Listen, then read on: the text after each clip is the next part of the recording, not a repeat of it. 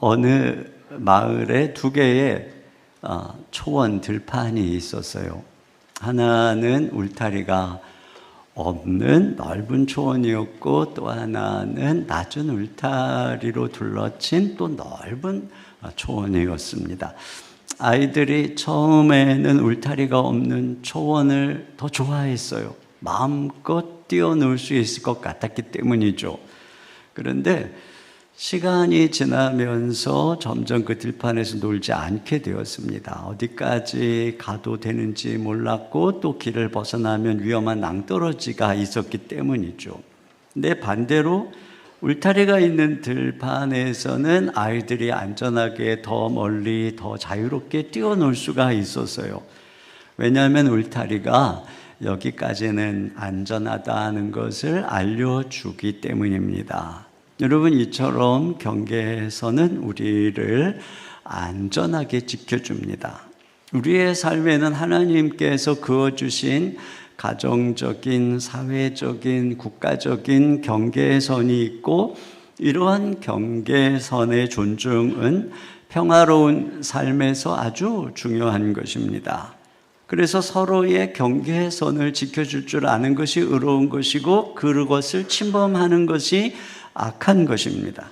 오늘 본문에는 여러 영역에서 선을 넘는 사람들, 그래서 그 결과 하나님의 심판과 불행을 겪는 사람들의 이야기가 나옵니다.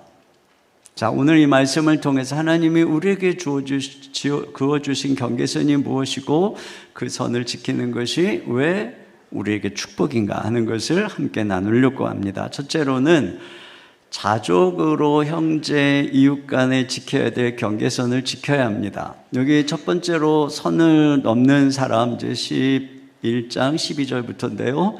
암몬 왕이 나옵니다. 암몬이 군사를 이끌고 들어와서 이스라엘이 살고 있는 길라 땅이 원래 자기네 땅이니 내놔라, 이렇게 이야기를 합니다. 여기 암몬은 아브라함의 조카 롯의 후손이니까 이스라엘의 먼 친족입니다. 그런데 그 친족이요 형제인 그들의 땅을 욕심을 내고 빼앗겠다, 바로 그런 내용인데요. 이에 대해서 입다는 뭐라 그러냐면은, 제가 요약을 해서 말씀을 드리면, 먼저 우리가 출애굽할 때 여호와께서 형제들인 에돔이나 모압이나 암몬의 땅은 들어가지 말라고 그랬다. 그래서 우리가 너희들의 땅을 한 번도 침범한 적이 없다. 그리고 지금 우리가 살고 있는 이 땅은 원래 아모리 족속의 왕인 시혼이 다스리던 땅인데, 시혼이 우리에게 싸움을 걸어와서 우리가 그들을 쳐서 쫓아내고 차지한 땅이다, 이렇게 이야기를 합니다. 또 그러면서 뭐라 그러냐면은 우리가 이 땅에 거한 지가 300년이다, 이렇게 얘기해요. 26절 하반절입니다. 시작.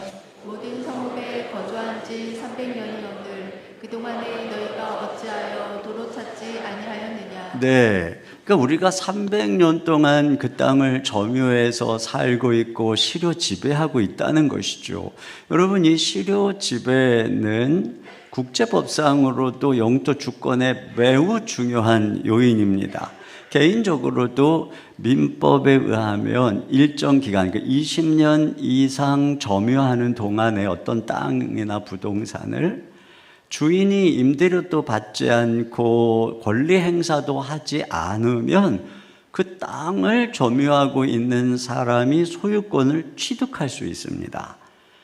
그런 면에서 지금 있다가 또 무슨 얘기를 하냐면, 그 300년 동안 모압 왕이 한 번도 와서 시비를 건 적이 없다는 거예요. 이게 왜 모압 얘기를 하냐면, 그 시혼 왕이 그 땅을 다스리기 전에 모압에게서 뺏었단 말이죠. 그런데 그 모압도 우리에게 지난 300년 동안 아무 요구를 하지 않았다는 거예요. 그러니까 이 땅은 국제법상으로 볼 때도 그렇고 우리 땅이다. 이 땅은 하나님께서 이스라엘에게 거주하도록 그어주신 경계의 땅이다, 이렇게 이야기를 하는 겁니다. 근데 그런 면에서 지금 암몬 네가 그 선을 넘는 것은 부당한 일이고 만약에 네가 그 악을 행하면 하나님께서 판결할 것이다 이렇게 얘기해요. 자, 27절 하반절입니다. 시작. 원하건대 심판하시는 여호와께서 오늘 이스라엘 자손과 암몬 자손 사이에 판결하시옵소서. 네. 근데 그런데도 암몬이 듣지 않으니까 결국 여호와의 영이 입다에게 임하고 암몬을 격파하게 되는 사건이에요. 그러니까 오늘 이 전쟁은 하나님께서 정하신 경계를 탐욕으로 허무는 자를 향한 심판이다. 이렇게 볼 수 있는 것이죠. 자, 여기서 우리가 배우는 교훈은 이렇게 하나님이 우리에게 그어주신 선을 지키는 것은 정당한 것이고 그 선을 넘는 것은 악한 것이라는 거예요. 여러분 심리학에도 바운더리, 즉 경계선이라고 하는 용어가 있습니다. 그래서 심리학에서 좋은 사람이 누구냐? 타인의 감정과 영역을 존중해서 바운더리를 넘지 않는 사람이고, 나쁜 사람은 누구냐?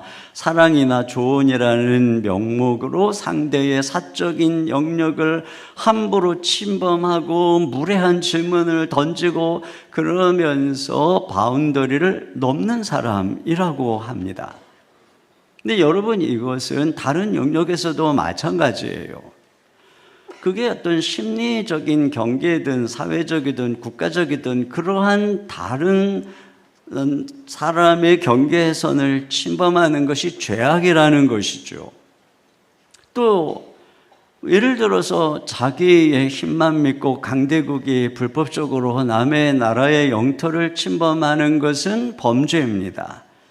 자본주의 사회에서 내가 힘이 있다고 남이 일궈놓은 오랜 세월의 영역을 함부로 빼앗는 것도 의롭지 못한 것이고, 기존 업종 바로 옆에 동일한 업종의 가게를 내서 상대의 생존권을 위협하는 것도 상도의에 어긋난 것입니다.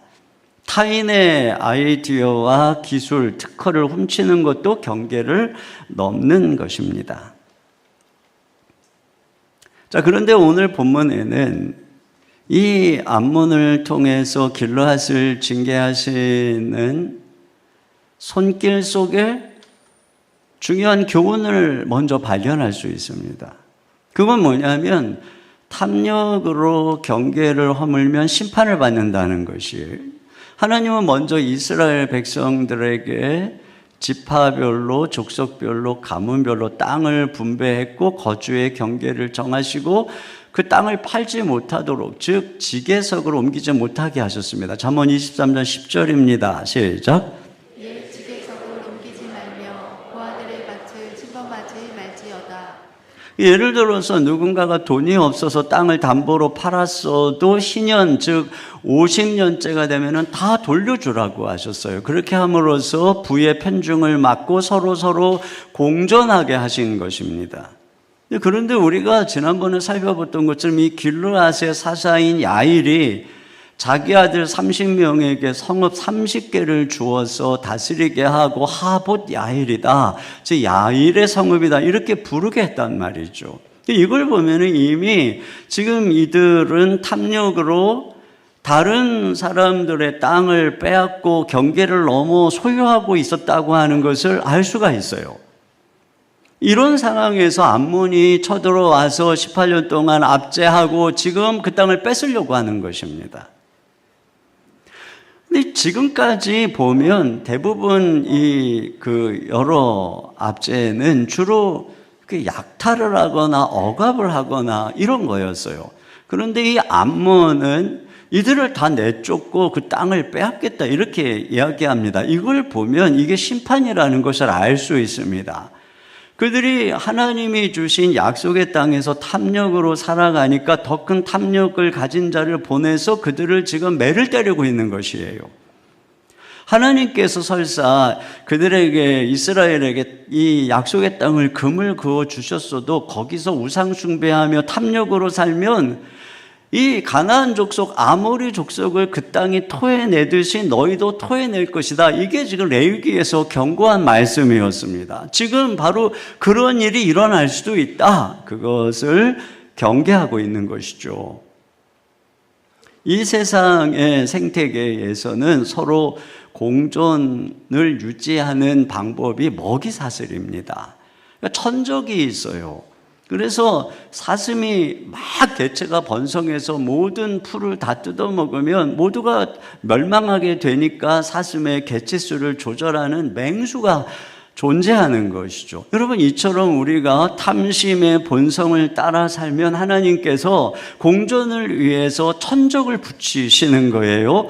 탐욕을 따라 남의 경계를 함부로 짓밟으면 결국 천적을 만나는 거죠. 더 강력한 탐욕의 암몬이 쳐들어온다는 것입니다. 자, 그런데 오늘 본문을 또 유심히 살펴보면 하나님의 역사 속에서 의로운 심판자이심을 발견하게 됩니다. 이 탐욕스러운 길르앗을 하나님이 더 탐욕스러운 암몬을 통해서 징계하시죠. 그런데 그 암몬이 이제 선을 넘어서 탐욕을 부리자 하나님이 입다를 불러서 암몬을 격퇴하는데, 여기 기사에 보면은 암몬의 성읍 20개를 정복하고 그들의 심장 부인 아벨 그라밈까지 쳐들어가니까 그들이 항복을 합니다. 그러니까 암몬 왕은 이스라엘 땅을 빼앗으려고 왔다가 도리어 자기들의 성읍 20개를 잃고 항복을 하는 거예요. 그러니까 이와 같이 타인의 경계를 짓밟는 자는 자신의 경계도 짓밟히게 되더라는 것입니다. 반면에 우리가 본 것처럼 입다는 기생의 아들로 서자예요. 서자여도 아버지의 유산을 상속받을 권리가 법적으로 있음에도 불구하고 그 아들들에 의해서 길라 사람들에게서 쫓겨난 것입니다. 그런데 하나님은 그를 군대 장관으로 세우고 대적의 성읍 20개를 정복하는 역전의 은혜를 주신 것이죠. 이걸 하나님이 지금 이와 같이 갚고 계시는구나 하는 것을 보게 되는 것입니다. 그러니까 하나님은 보이지 않는 역사의 심판자이세요. 우리는 지금 당장에 악한 자가 번성하고 욕심대로 사는 자가 잘 되는 것처럼 보입니다. 하지만 성경은 의인의 자손은 걸식함을 보지 못하였다라고 하는 시편의 고백처럼 의인이 지금은 힘들 수 있는데 그 자손의 때에는 하나님이 공의로운 심판자로 선 것을 보게 될 거라는 얘기입니다. 지금 혹여라도 억울한 것이 있어도 세월이 지나면 언젠가 여러분의 자손 때에 손자 때라도 어떤 모습을 통해서라도 하나님이 갚아주시는 거예요. 진정한 신자의 삶은 그러므로 이게 정욕대로 확장하는 것이 아니라 다른 사람의 경계를 지켜주고 서로 공존의 삶을 추구할 줄 아는 것입니다.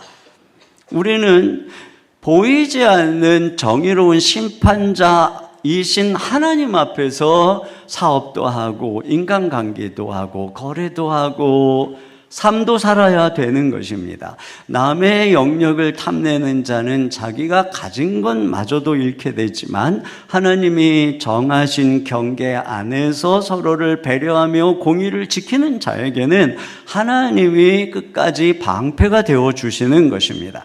여러분, 우리 교회 역시 우리만 성장하려고 하는 것이 아니라 개척교회를 돕고 분립개척을 하면서 한국교회 생태계를 세우는 일을 해야 됩니다. 그래서 내년에 우리가 1년 동안 준비해서 우리 부목사님 중에 한 분을 분립개척을 할 것입니다. 또 우리가 지역사회와 공존해야 됩니다. 홀로 거목이 되는 것이 아니라 숲을 이루어서 함께 공존하는 생태계를 회복시키는 안목을 우리가 가져야 합니다. 그럴 때 하나님이 우리 교회를 오래오래 생존하도록 보호해 주실 줄로 믿습니다. 두 번째로, 존중으로 부모 자녀 간에 지켜야 할 경계선을 지켜야 합니다. 자, 암몬과의 전쟁을 앞둔 입다가 하나님께 서원을 합니다. 뭐라 그러냐면은 하나님이 저 암몬과의 전쟁에서 승리케 하시면 자기 집에서 가장 먼저 자기를 맞으러 나오는 사람을 번제물로 바치겠다, 이런 서원을 하는 거예요. 여러분, 그가 자기 집에서 나오는 자를 드리겠다는 것은 물론 종일 수도 있겠지만 가족도 염두에 두고 있는 것이죠. 그러니까 가장 소중한 것을 하나님께 드리겠다는 거죠. 그러니까 이것은 그의 헌신을 의미하는 것이에요. 그런데 지식 없는 헌신입니다. 왜냐하면 하나님은 인신제사를 가증하게 여기시기 때문입니다. 신명기 12장 31절 하반절입니다. 시작. 그들은 여호와께서 꺼리시며 가증히 여기시는 일을 그들의 신들에게 행하여 심지어 자기들의 자녀를 불살라 그들의 신들에게 드렸느니라. 네. 이것을 보면은 지금 이방신들이 그렇게 하고 있는 건데 이것에 지금 이 입다가 동화되어 있는 것을 보게 되는 거죠. 그리고 그는 또 하나님과 거래를 하려고 합니다. 그러니까 내가 소중한 것을 하나님께 드릴 테니 지금 내가 원하는 저 승리, 내가 원하는 뭘 주세요라고 지금 하나님과 거래를 하는 거예요. 그러니까 이방신들처럼 내가 복채를 두둑이 주면 좋은 점괘를 내는 신처럼 그런 우상처럼 지금 하나님을 여기고 있는 것입니다. 결국 그가 승리하고 돌아오는데 자기 집에서 누가 제일 먼저 나오는지 보세요. 34절입니다. 시작. 입다가 미스바에 있는 자기 집에 이를 때에 보라 그의 딸이 소고를 잡고 춤추며 나와서 영접하니 이는 그의 무남 동료라. 그의 무남 동료, 외동딸입니다. 결국 입다의 지식 없는 열심이 그가 가장 사랑하는 딸의 생명을 짓밟게 된 것이죠. 그리고 무남 동료 자식을 죽임으로써 가문의 대가 끊어지는 저주를 자초하게 된 것입니다. 그 올바른 지식을 따르지 않는 잘못된 종교 이단 사이비 교회를 따르면 자칫 가정이 파괴되는 저주를 경험하게 되는 것입니다. 근데 여기서 이보다 성경이 지적하는 더 중대한 잘못을 발견하게 되는데 그게 뭐냐면 자녀를 자기의 소유물로 생각하고 있다는 것입니다. 자녀는 부모의 소유물이 아니며 부모의 신앙적인 야망이나 서원의 담보물이 될 수가 없는 존재입니다. 자녀는 내가 내 마음대로 내 성공을 위해서 바칠 재물이 아니고 하나님께서 잠시 맡겨주신 선물이에요. 그런데 그런 자녀를 입다가 자기의 승리를 위한 서원의 재물로 바친다는 것은 자녀의 경계선을 무참히 짓밟는 종교적인 폭력인 것입니다. 나라의 경계는 지킬 줄 알았는데 가정 안에서의 경계를 무참히 짓밟는 존재가 된 것이죠. 여러분, 아브라함이 한참 성장하는 이삭이 너무너무 이뻐서 마음이 그냥 한참 그 아이를 향할 때 하나님이 갑자기 이삭에게 네 사랑하는 독자 이삭을 모리아산에 가서 내게 번제로 드려라 이렇게 말씀을 하세요. 그러니까 아브라함이 순종을 해서 그를 산에 데리고 올라가서 번제단에 묻고 칼로 정말 숨통을 따려고 하는데 여호와의 천사가 그를 급히 가로막아요. 그러면서 내가 이제 네 마음 알았다. 그러시고는 대신 한 마리 숫양을 예비하시죠. 그래서 숫양을 대신 번제단에서 하나님께 번제로 드립니다. 그리고 이삭을 다시 데리고 내려와요. 그러면 이삭을 다시 데리고 내려오는 이 아브라함이 그 모리아산에서 드린 번제는 무엇이었을까? 그 숫양과 함께 아브라함이 거기서 불사르고 죽인 것은 무엇일까? 그것은 바로 아브라함 안에 있는 이삭에 대한 소유권이죠. 집착입니다. 그래서 내려갈 때는 이제 더 이상 하나님, 이 아이는 제 아이가 아닙니다. 이 아이는 더 이상 나의 행복과 나의 꿈을 위한 아이가 아니고 이 아이는 하나님의 소원과 하나님의 꿈을 가진 아이입니다 하면서 소유권을 양도하는 번제를 드린 거예요. 그렇죠. 이제 내 소유가 아닌 거예요. 여러분, 그런 면에서 우리가 아이를 하나님의 소유로 인정한다는 것은 그 아이가 하나님께 직접 속한 독립적 존재임을 인정하는 데서부터 시작되는 것입니다. 자녀의 삶의 경계선을 존중해야 되는 거예요. 내 마음대로 통제하려고 그러고 내 마음대로 잔소리하고 그냥 좌지우지하려고 하는 시도를 멈춰야 되는 것입니다. 특별히 우리 자녀들이 이제 사춘기가 지나가고 자기만의 독립적인 자의식이 생기고 이미 또 사춘기가 지나서 대학생 청년이 된 장성한 자녀와 동거하는 부모님들은 이제 자기 방에 있는 그 아이가 더 이상 내 자식이 아니라 손님이다, 이렇게 생각을 해야 되는 것입니다. 우리 교회 형제님이 계신다, 우리 교회 자매님이 거기 계신다, 이렇게 생각을 해야 덜 열받습니다. 여러분, 우리가 그렇게 하는 것이 자녀를 하나님께 드리는 첫걸음이고 그때 하나님께서 자녀의 삶에 개입하시는 거예요. 믿음으로 그렇게 하셔야 됩니다. 자, 그런데 또 여기서 반면에 입다의 딸의 모습 속에서 우리는 자녀가 자신의 경계를 지키면서도 동시에 부모에 대해서 지켜야 되는 경계선이 무엇인지를 우리에게 보여주어요. 아버지의 서원을 들은 입다의 딸은 아버지의 말씀에 순종하겠다고 하면서 뭐라 그러냐면은 친구들과 2달만 산에 올라가서 애곡할 시간을 달라고 그럽니다. 30절 하반절입니다. 시작.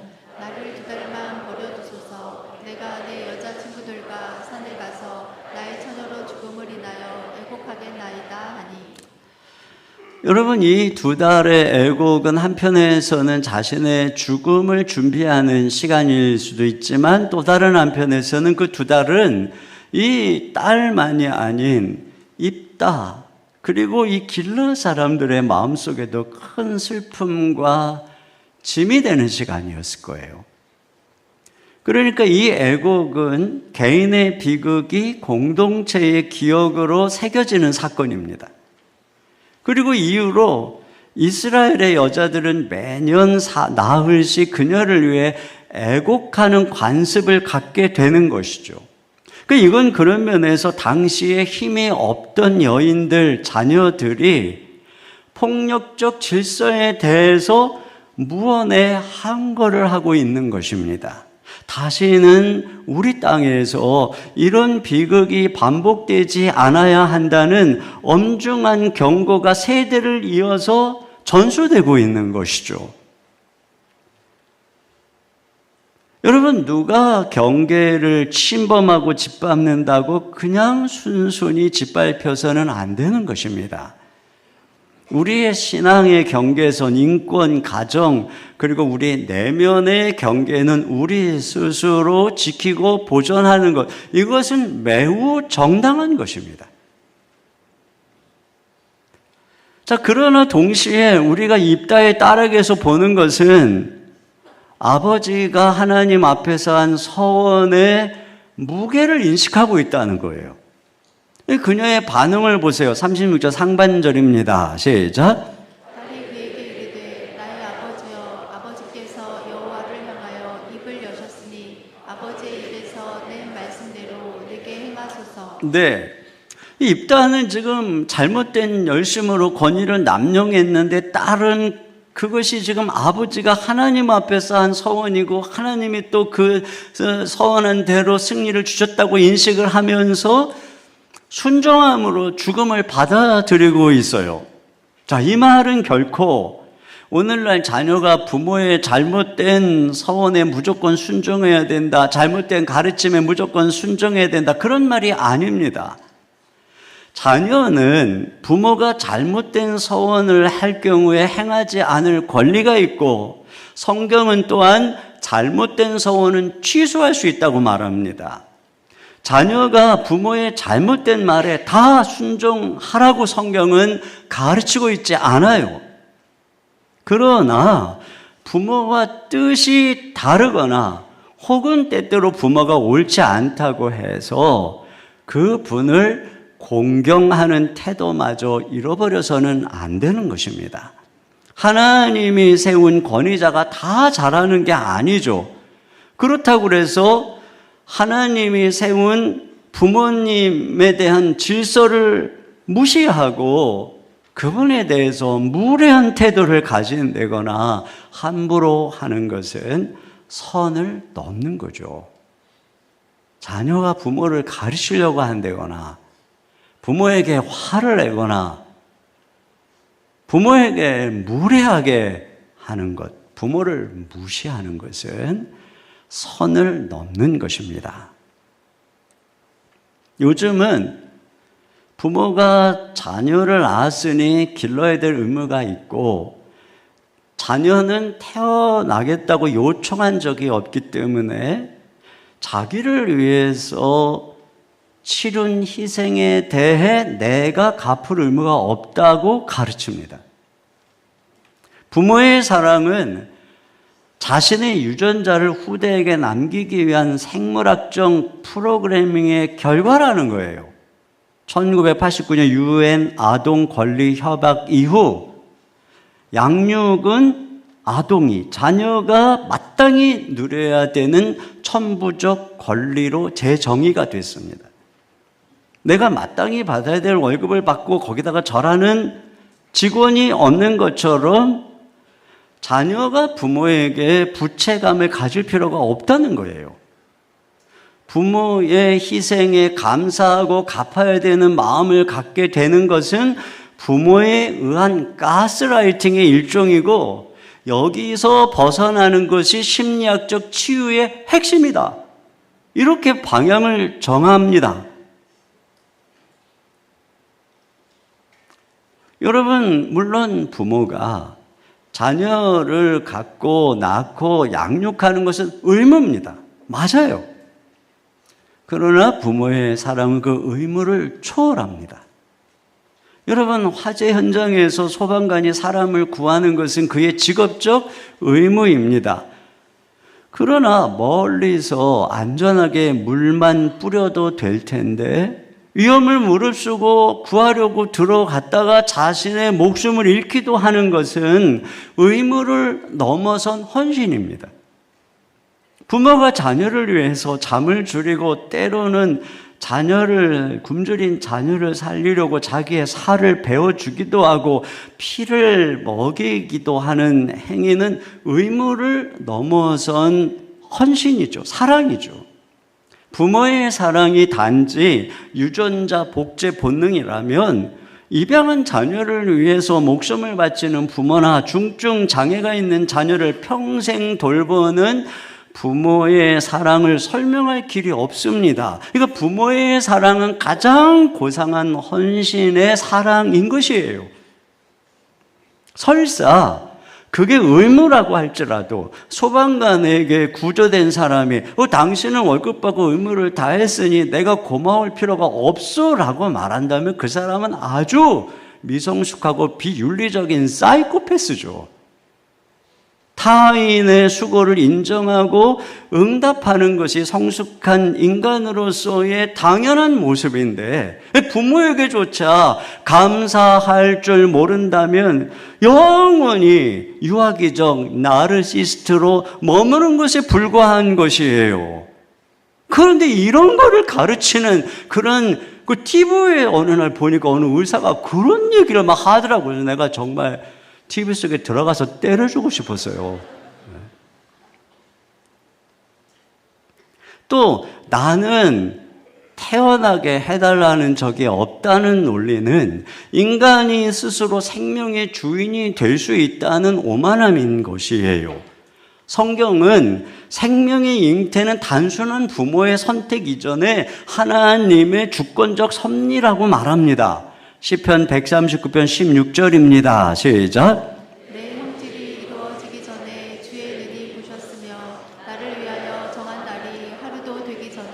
주의 책에 다 기록이 되었나이다. 그러니까 하나님의 이런 주권과 계획 속에서 태어나는 것이에요. 그러니까 자녀가 부모에게 왜 내를 낳았느냐라고 따지는 것은 생명을 허락하시는 하나님께 왜 나를 존재하게 했느냐고 항변하는 것과 같은 것이에요. 결국 현대 심리학의 가르침에는 하나님이 없습니다. 부모의 양육을 당연한 의무로 여기고 감사할 줄 모르는 것은 성경이 경고한 바 말세의 타락의 증상일 뿐이에요. 디모데후서 3장 1, 2절 다 같이 보겠습니다. 시작. 너는 이것을 알라. 말세에 고통하는 때가 이르러 사람들이 자기를 사랑하며 부모를 거역하며 감사하지 아니하며. 네. 오늘 입다의 딸에게서 엿보는 것처럼 부모가 실수할지라도 권위를 존중할 줄 알아야 합니다. 부모님은 자녀를 내 소유로 삼으려는 집착을 내려놓아야 되고, 자녀는 부모가 베푸는 은혜에 감사하며 그 권위 뒤에 계신 하나님을 경외하는 법을 배워야 됩니다. 이와 같이 부모와 자녀가 선을 지킬 때 가정이 평화와 행복의 안식처가 되는 것입니다. 세 번째로, 포용으로 공동체가 지켜야 할 경계선을 지켜야 합니다. 여기 이제 12장에 보면은 에브라임 지파가 입다에게 와서 시비를 거는 내용이 나오는데요. 이전에 우리가 기도원 살펴볼 때도 에브라임 지파가 와가지고 왜 우리를 처음부터 부르지 않았느냐고 시비를 걸었는데, 이번에는요, 전쟁이 다 끝났는데 그제서야 저 요단 서편에서 에브라임 지파가 군사를 수만 명을 이끌고 요단강을 넘어서 길르앗의 입다에게 온 거예요. 그러면서 왜 우리를 안 불렀느냐, 그러면서 내가 너희를 죽이겠다, 이렇게 지금 싸움을 걸어오고 있는 것입니다. 이에 대해서 입다는 뭐라 그런가 보세요. 12장 2절입니다. 시작. 입다가 그들에게 이르되 나와 내 백성이 암몬 자손과 크게 싸울 때에 내가 너희를 부르되 너희가 나를 그들의 손에서 구원하지 아니한 고로. 그래서 너희를 불렀는데도 와서 도와주지 않아서 내가 가서 길앗 백성들과 목숨을 걸고 싸웠더니 하나님이 도와주셔서 그들을 물리치게 됐다. 이렇게 했는데 도대체 무슨 일로 나한테 와서 싸우려고 하는 거냐? 도대체 왜 그러는 걸까요? 여기서 에브라임의 심리를 엿볼 수가 있어요. 그것은 바로 기득권을 놓치고 싶지 않은 서열의식인 것이죠. 제가 전에도 얘기했지만 에브라임 지파는 이스라엘 지파들 속에서 스스로 이 성골로 자신을 여기는 주인공 의식이 있어요. 왜냐하면 요셉의 아들이고 또 므낫세보다도 더 축복을 받았고 그 지파에서 여호수아도 나왔고 성막도 그 에브라임 지파 안에 있었기 때문에 자기들이 중심이 되어야 된다고 믿었던 거죠. 그런데 감히 기생 출신인 서출에 있다가 우리의 허락도 없이 전쟁을 하고 큰 승리를 거두었다. 이거는 질서를 어겼어. 용납이 안 돼. 이런 거예요, 지금. 그러면서 자기들의 영향력이 줄어들 것을 두려워하는 기득권 수호 심리가 배경이 된 것입니다. 그리고 그들이 와서 지금 이들을 멸시하는 말이 싸움을 촉발시켰어요. 그 뭐라 그랬느냐 하면 길르앗을 에브라임에서 도망한 자들이라고 한 겁니다. 12장 4절 하반절입니다. 시작. 이는 에브라임의 말이 너희 길르앗 사람은 본래 에브라임에서 도망한 자로서 에브라임과 므낫세 중에 있다 하였습니다. 여기 지금 에브라임과 므낫세는 둘 다 요셉의 아들들로서 이 지금 이스라엘 내에서는 유다 지파와 더불어서 아주 막강한 영향력을 행사하는 주류 지파입니다. 그런데 지금 이 요단 동편에는 므낫세 지파의 반 지파가 이 길르앗의 이 북부 지역을 에서 살고 있고 그 밑에 갓 루벤 지파가 있잖아요. 근데 지금 입다도 므낫세 지파예요. 므낫세 반지파에 속한 것입니다. 그런데 그들을 향해서 거기 있는 그 길르앗 거민들을 향해서 그들이 저 요단강 건너서 서편으로 오지 않았다고 너희들은 도망한 자들이라는 거예요. 아니, 이게 분명히 그들이 동편에 머무는 것은 하나님이 모세를 통해 허락해서 거기를 기업으로 금구어 주신 곳이에요. 그런데 이 에브라임이 그들을 무시하고 자기들의 기득권을 세우려고 상대방의 정당성을 짓밟는 아주 비열한 짓을 한 것입니다. 그러니까 이들이 견디지 못하죠. 싸운 거예요. 하나님은 이 과정을 통해서 선을 넘은 에브라임을 심판한 것입니다. 자, 에브라임이 넘은 선이 뭐냐? 첫째로는 지체로서의 의무와 연합의 선을 넘었어요. 여러분, 이스라엘은 한 공동체입니다. 전쟁의 위기에서는 같이 싸워야 되는데 침묵했어요. 그리고 승리한 이후에는 기득권을 주장하는 이기적인 태도를 보이는 것을 볼 때 이들에게는 공동체의 안위와 운명보다는 내 입지가 중요하다, 이거예요.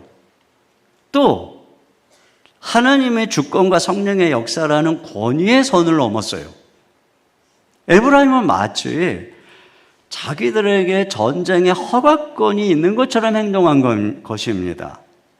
자기들이 전쟁에 참여하지 않은 것은 내가 이 전쟁을 제거하지 않은 거야. 그러면 너희도 싸우지 말았어야 해. 이런 거예요. 대적이 쳐들어와도 니네 가만히 있어야 돼. 이런 거예요. 그리고 분명히 성령님께서 임하시고 하나님의 승리를 주셨는데도 하나님의 역사보다 자기들의 승인이 더 중요하다는 겁니다. 여러분, 우리에게 주어진 공동체의 권위와 질서가 이와 같은 하나님의 주권과 성령의 역사보다 더 위에 있고, 더 나아가서 그것을 가로막으려 한다면 그것은 선을 넘는 중대한 죄악인 것입니다. 또 그 다음에 이들은 무엇보다 형제를 모욕하고 다툼으로 공동체를 파괴하는 선을 넘은 것입니다. 시기와 질투심으로 다른 지체들의 정체성을 비하하고 폄하하고, 더 나아가서 그 형제들과 싸우려고 하는 것은 하나님의 나라, 주의 백성들을 파괴하는 가장 무서운 죄입니다.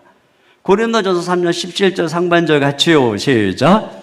누구든지 하나님의 성전을 더럽히며 하나님이 그 사람을 멸하시리라. 이 문맥에서 하나님의 성전은 이 교회 공동체를 의미하는 것이고, 더럽힌다는 것은 서로 싸우고 분쟁한다는 뜻입니다. 이와 같은 이유로 공동체를 분열시키면 하나님이 그를 멸하시겠다, 이렇게 말씀하고 있죠. 여러분, 정작 외부의 대적과는 싸우지 않고 교회 안에서는 칼을 뽑아 들고 분쟁하는 행위는 암몬의 침략보다도 더 악한 죄악인 것입니다. 결국 이들이 암몬하고의 싸움에서 패배를 합니다.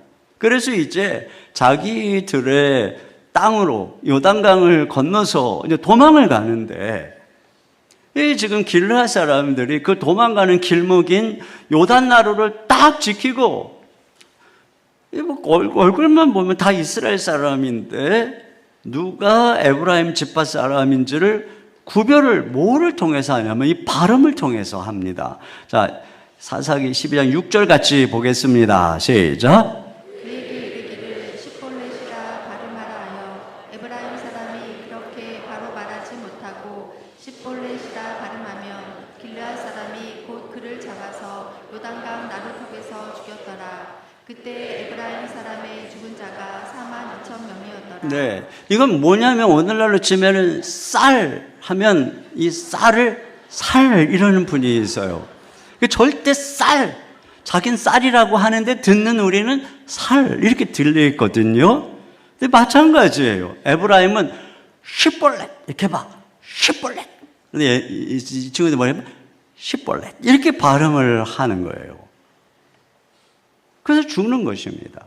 여러분, 사실은 이 말투가 자기들만이 적자요, 자기들만이 성골이라는 오만함의 표시였어요.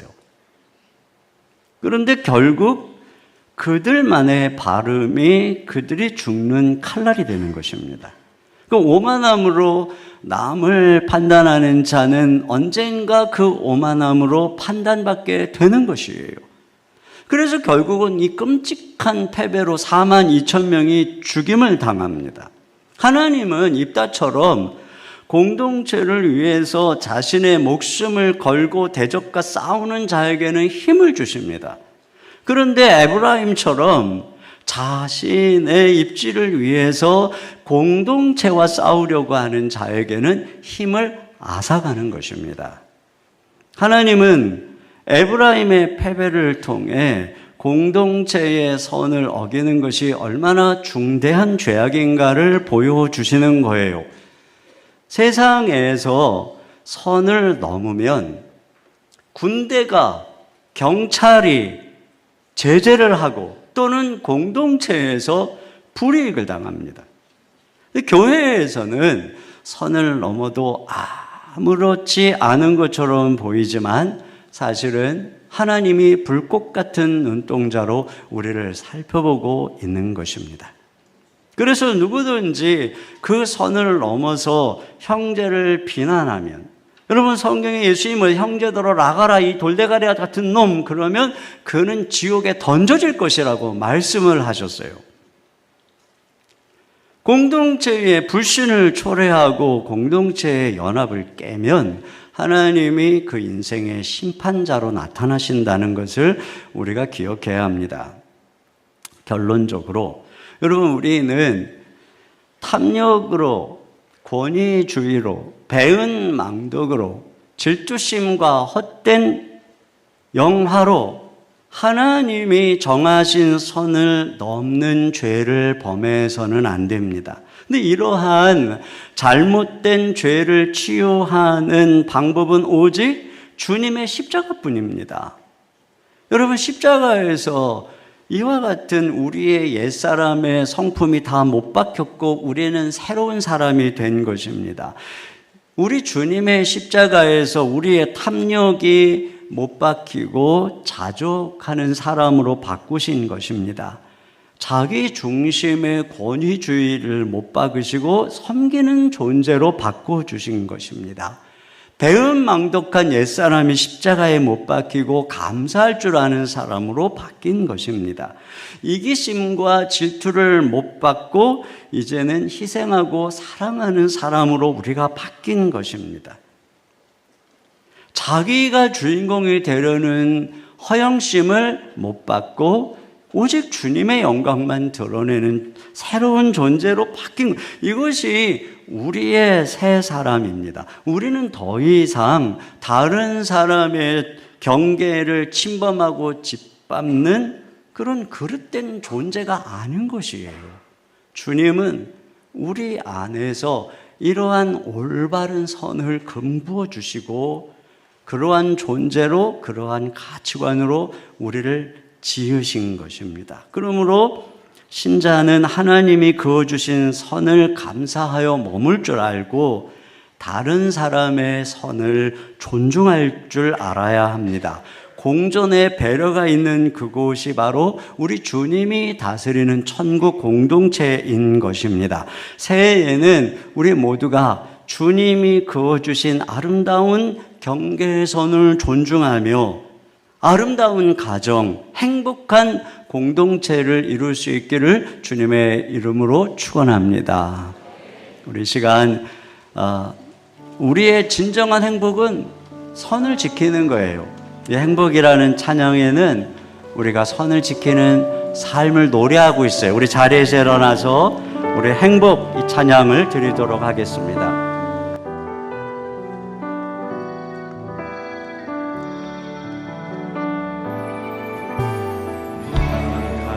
하지 않아도 정결하게 사는 삶, 가진 것이 적어도 감사하며 사는 삶, 내게 주신 작은 일 나눠주며 사는 삶, 이것이 나의 삶의 행복이라오.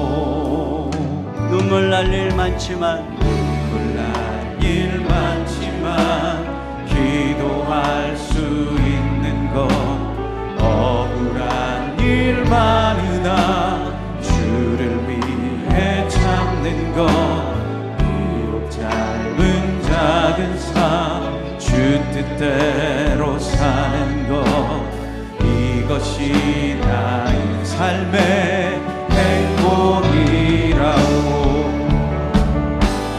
이것이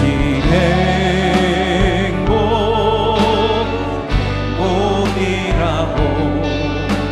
세상은 알 수 없는 하나님 선물, 이것이 행복이라고. 하나님의 자녀로 살아가는 것, 이것이 행복이라고. 한 번 더 하겠습니다. 화려하지 않아도 정결하게 사는 삶, 하지 않아도 정결하게 사는 삶, 가진 것이 적어도 감사하며 사는 삶, 내게 주신 작은 일 나눠주며 사는 삶, 이것이 나의 삶의 행복이라고. 눈물 날 일 많지만 기도할 수 있는 것, 눈물 날 일 많지만 기도할 수 있는 것, 억울한 일 많으나 주를 위해 참는 것, 비록 짧은 작은 삶 주 뜻대로 사는 것, 이것이 나의 삶의 행복이라고. 두 손 들고 찬양합니다. 이것이 행복.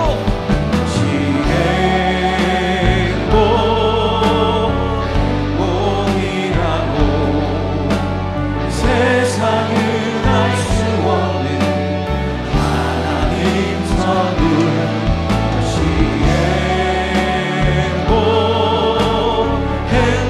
행복이라고. 하나님의 자녀로 살아가는 것, 이것이 행복이라고. 우리 시간 같이 기도 제목 함께 읽고 한 목소리로 기도하겠습니다. 탐욕으로 하나님이 정하신 이웃의 경계를 넘지 말고 공의와 섬김으로 선을 지키며 이웃과 더불어 살아가게 하소서. 아멘. 부모는 자녀를 하나님 앞에서 독립된 인격으로 존중하고 자녀는 부모의 권위를 존중함으로 가정 안에 하나님이 그어주신 선을 지키게 하소서. 아멘. 공동체 안에서 시기와 분쟁으로 선을 넘지 말고 사랑과 포용으로 선을 지킴으로써 천국 공동체를 세워가게 하소서. 아멘. 우리 같이 한 목소리로 기도하겠습니다.